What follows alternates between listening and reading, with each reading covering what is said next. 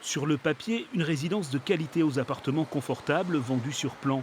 Mais entre le dessin et la construction, les acquéreurs délestés de 6 000 € du mètre carré sont tombés des nues.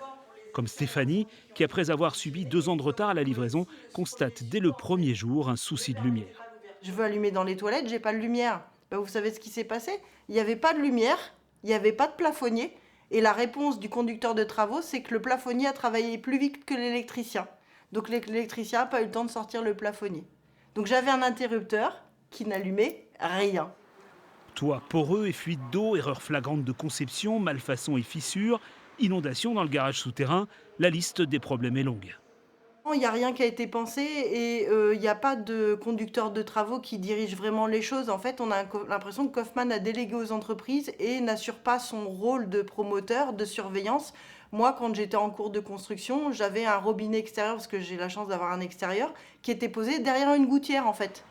178 appartements et 7 maisons individuelles et déjà une centaine de logements qui subissent des avaries, dont une partie concerne des locataires.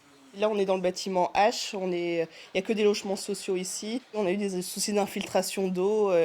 Ça fait 1 an qu'on n'a plus de soucis d'infiltration d'eau maintenant, mais bon, on a toujours les marques au plafond. Donc on attend que les réparations viennent se faire. J'ai aussi une fissure en fait sur un mur béton.